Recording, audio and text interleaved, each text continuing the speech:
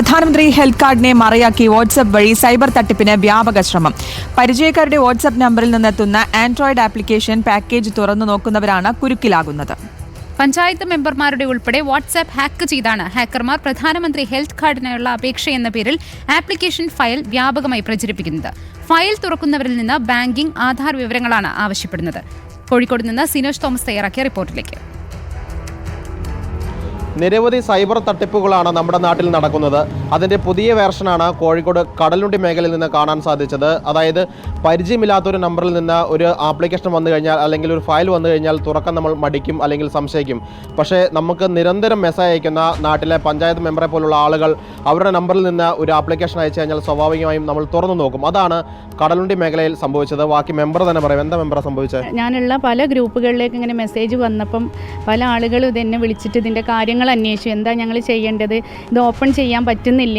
ചില ആളുകൾ പറഞ്ഞു ഇത് ഓപ്പൺ ചെയ്യുമ്പോൾ നമ്മളെ പേഴ്സണൽ ഡീറ്റെയിലൊക്കെയാണ് ചോദിക്കുന്നത്. ചില ആളുകൾ പറഞ്ഞു ഇതിൽ ക്യാഷ് പേയ്മെൻറ്റ് ചെയ്യാൻ പറയുന്നുണ്ട് എന്നൊക്കെ പറഞ്ഞ് ആശങ്കയോടുകൂടി പല ആളുകളും വിളിച്ചപ്പോഴാണ് ഞാൻ അറിയുന്നത്.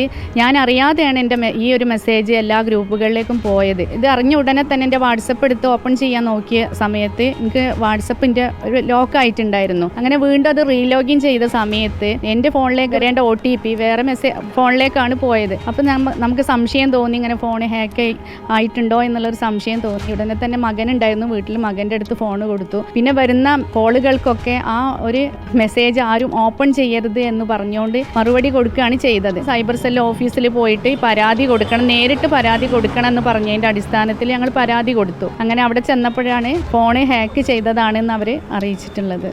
മെമ്പർക്ക് മാത്രമല്ല മറ്റൊരു മെമ്പർക്കും ഇതേ അവസ്ഥ ഉണ്ടായിട്ടുണ്ട്. ഇതേപോലെ തന്നെ ഈ ഓരോ വാട്സപ്പ് ഗ്രൂപ്പിൽ അംഗങ്ങളായിട്ടുള്ള ആരുടെങ്കിലൊക്കെ പേരിലാണ് പ്രധാനമന്ത്രിയുടെ ഹെൽത്ത് കാർഡിനുള്ള അപേക്ഷ എന്ന പേരിലുള്ള ഈ ആപ്ലിക്കേഷൻ ഫയൽ വന്നിരിക്കുന്നത്. ആ ഫയൽ തുറന്ന നിരവധി ആളുകളുണ്ട്. അങ്ങനെ തുറന്നൊരു വ്യക്തിയാണ്. തുറന്നു കഴിഞ്ഞാൽ എന്താ സംഭവിച്ചത്? ക്ലബിൻ്റെ ഗ്രൂപ്പിൽ ഉത്തരവാദിത്തപ്പെട്ട ആളുകൾ സെക്രട്ടറിൻ്റെ ഇതിലാണ് എനിക്ക് വന്നത്. അതുകൊണ്ട് തന്നെ ഞാൻ അത് ഓപ്പൺ ചെയ്ത് നോക്കിയപ്പോൾ എനിക്ക് പെട്ടെന്ന് തന്നെ ബാൻഡ് എന്ന് കാണിച്ചു. അപ്പോൾ തന്നെ ഒരു കോളും വന്നു. ഡിപ്പാർട്ട്മെൻറ്റ് കോൾ വരുന്ന പോലെ, കസ്റ്റംസിൽ നിന്ന് കോൾ വരുന്ന പോലെ ഒരു കോൾ വന്നു. എൻ്റെ അഡ്രസ്സിൽ എൻ്റെ ഫോൺ നമ്പറിൽ ഇങ്ങനെ 50 ഗ്രാം MDMAയിട്ട് ആളെ അറസ്റ്റ് ചെയ്തിട്ടുണ്ട് കോലാലംപൂരിൽ വെച്ചിട്ട് എന്ന് പറഞ്ഞ് ആ സമയത്ത് തന്നെ ഞാൻ പറഞ്ഞു ഞാൻ പോലീസ് സ്റ്റേഷനായിട്ട് ബന്ധപ്പെട്ട് നിങ്ങളെ വിളിച്ചോളാം. പിന്നെ എനിക്ക് കോളൊന്നും വന്നിട്ടില്ല. നിരവധി ആളുകളുടെ ഫോണിലേക്ക് ഈ ആപ്ലിക്കേഷൻ ഇതേ രീതിയിൽ പോയിട്ടുണ്ട്. പക്ഷേ ആരുടെയും കയ്യിൽ നിന്ന് പണമോ മറ്റ് രേഖകളോ അവരുടെ അറിവിൽ നഷ്ടപ്പെട്ടിട്ടില്ല. പക്ഷേ ജനങ്ങൾക്കുള്ള ആശങ്ക എന്ന് പറയുന്നത് ഇതൊരു ഹാക്കിംഗ് ആപ്ലിക്കേഷൻ ആണെങ്കിൽ അത് തുറക്കുന്ന സമയത്ത് അവരറിയാതെ അവരുടെ ഫോണിൽ അത് ഇൻസ്റ്റാൾ ആയിട്ടുണ്ടാവും.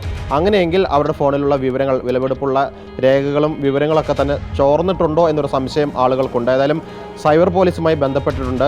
ആളുകൾ കൂടുതൽ ജാഗ്രത പാലിക്കണം. നമുക്ക് പരിചയമുള്ള നമ്പറിൽ നിന്ന് പോലും ഇങ്ങനെ ആപ്ലിക്കേഷൻ വരാം. അപ്പോഴും നമ്മൾ അത് ഉറപ്പുവരുത്തണം. അത് അവർ തന്നെയാണോ അയച്ചതെന്ന് ഉറപ്പുവരുത്തിയ ശേഷം മാത്രം തുറക്കുക. കോഴിക്കോട് നിന്ന് വീഡിയോ ജേർണലിസ്റ്റ് വിജേഷ് അമ്പാടിക്കൊപ്പം റിപ്പോർട്ടർ സിനോജ് തോമസ്, റിപ്പോർട്ടർ.